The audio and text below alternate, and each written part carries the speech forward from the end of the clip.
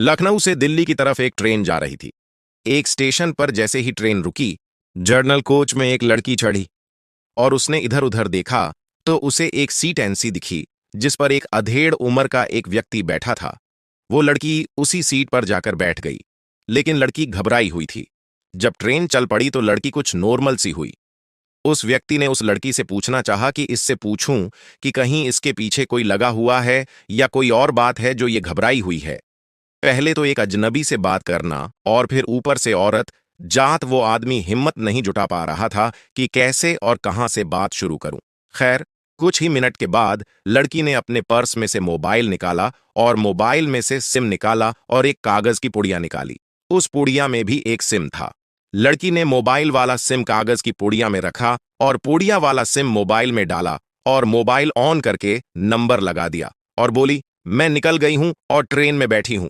तुम फिक्र मत करना, मैं जल्द ही तुम्हारे पास पहुंचने वाली हूं। और कॉल कट करके मोबाइल स्विच ऑफ करके पर्स में रख लिया। पास में बैठा व्यक्ति बहुत ही ध्यान से उसके ये कारनामे देख रहा था। जब लड़की ने मोबाइल पर्स में रख लिया तो उस व्यक्ति की कुछ हिम्मत बंधी और लड़की से पूछने लगा, बेटा कहाँ जा रही हो?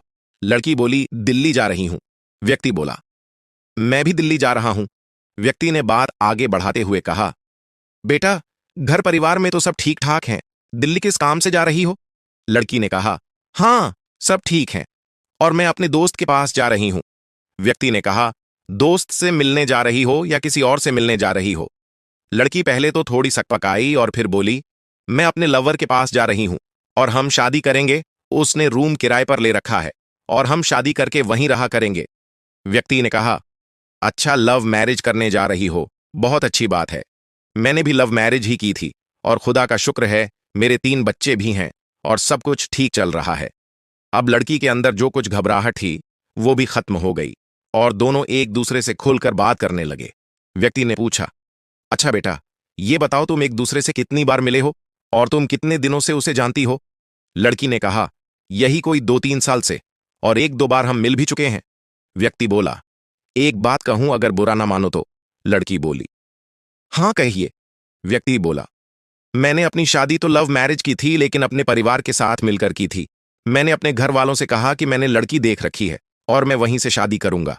मेरे घर वालों ने लड़की वालों से बात की, लड़की वाले भी सहमत हो गए और हमारी शादी कर दी।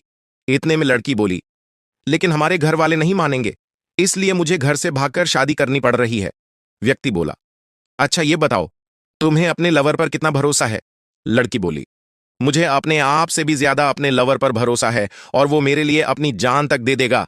व्यक्ति बोला, चलो ये भी बहुत अच्छी बात है कि तुम्हें इतना चाहने वाला बंदा मिला। अब मेरे कहने से एक काम करोगी? लड़की बोली, जी कहिए।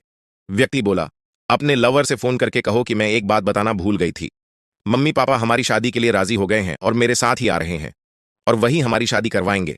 लड़की बोली, मैं झूठ क्यों बोलूं और ना ही मेरे मम्मी पापा हमारी शादी के लिए राजी होंगे, बल्कि वो लोग तो मुझे ढूंढ रहे होंगे। व्यक्ति बोला, बेटा एक बार बोल तो सही अपने लवर को ये बात, बस इस बार एक झूठ बोल दे, फिर चाहे सारी जिंदगी कभी झूठ मत बोलिए। खैर, लड़की के दिमाग में बात आ गई और पर्स से मोबाइल निकाला और कॉल लगाकर उस व्यक्ति की बताई बातें कहने लगी। लड़के ने सुनते के साथ ही बोला, तू पागल हो गई है क्या? अपने माँ बाप को क्यों बताएं? तूने ये बातें और ऊपर से साथ में भी लेकर आ रही है। बस इतना कहकर फोन काट दिया लड़के ने। लड़की बोली, अंकल। उसने फोन काट दिया। व्यक्ति बोला, दोबारा लगाओ। लड़की ने दोबारा फोन लगाया, फोन स्विच ऑफ। लड़की बोली, अंकल। उसने फोन स्विच ऑफ कर लिया। व्यक्ति बोला, अब और लगाओ, कभी बैटरी डाउन की वजह से अपने आप स्विच ऑफ हो गया हो। लड़की ने फिर लगाया, मोबाइल फिर भी बंद ही जा रहा था। व्यक्ति बोला, अब तू सारी जिंदगी जब भी इस नंबर को लगाएगी ये बंद ही जाएगा। सच्चाई ये है कि वो सिर्फ तेरे जिस्म का भूखा है, तेरे साथ कोई शादी वादी नहीं करता। कुछ दिन बाद या तो तुझे भटकने के लिए छोड़ देता या कहीं मार मूर कर फेंक देता। और अब तू दिल्ली में कैसे ढूंढेगी उसे जब इसका नंबर बंद है? तो या तूने वो जगह देखी है जहां वो रहता है? लड़की बोली, नहीं अंकल, ना ही तो मैंने वो जगह देखी है जहां वो रहता है और ना ही मैं उसे ढूंढ पाऊंगी। व्यक्ति बोला, चल अब अपने घर पर नंबर लगा। लड़की बोली, नहीं अंकल, मैं घर से भाग कर आई हूं और मेरे घर वाले मुझे ढूंढ रहे होंगे और वो लोग मुझे बहुत मारेंगे। व्यक्ति बोला, तो फिर अब क्या करेगी? तू अपने लवर को भी नहीं ढूंढ पाएगी और चलो मान लिया तूने, उसे ढूंढ भी लिया तो तुझे क्या लगता है वो तुझसे शादी करेगा? अब लड़की की आंखों से आंसू चलने लगे। व्यक्ति बोला, मेरे कहने से एक बार अपनी मम्मी को फोन लगा। लड़की ने वही सिम निकाला जो कागज की पुड़िया में रखा था, अपने मोबाइल में डाला और लगा दिया मम्मी का नंबर। मम्मी बोली, बेटा कहाँ है तू? और हम कई घंटे से तुझे ढूंढ रहे हैं, तेरा नंबर भी बंद जा रहा है। लड़की बोली, मम्मी मैं अभी घर आ रही हूँ, मेरा मोबाइल स्विच ऑफ हो गया था, आप लोग परेशान मत होइए, घर आकर सारी बातें बता दूंगी, और फोन काट दिया। व्यक्ति बोला, अगले स्टेशन पर जैसे ही ट्रेन रुके फौरन उतरो और सीधा अपने घर जाओ। मुझे पूरा यकीन है ज्यादा कुछ नहीं कहेंगे तुम्हारे घर वाले। अपने हिसाब से थोड़ा बहुत झूठ सच बोलकर एडजस्ट कर लेना, और जहां भी शादी करना अपने माँ बाप की सहमति से ही करना। खैर, अगले स्टेशन पर जैसे ही ट्रेन रुकी वो लड़की उतर कर चली गई। आगे उसके साथ क्या हुआ होगा कोई पता नहीं, लेकिन सभी दर्शकों से मेरा ये कहना है कि लोगों ने प्यार को बहुत ही कुत्ती चीज बना दिया है। इसलिए लव मैरिज करो या अरेंज मैरिज करो, मगर अपने परिवार की बिना सहमति के शादी कभी भी मत करना, क्योंकि परिवार के खिलाफ जाकर शादी करने पर अधिकांश दोनों में से एक ना एक दगाबाज जरूर निकलता है। लड़का निकले या लड़की, खास तौर पर इस जमाने में। इसे कोई काल्पनिक कहानी मत समझना, जिंदगी की यही हकीकत है आज के दौर में।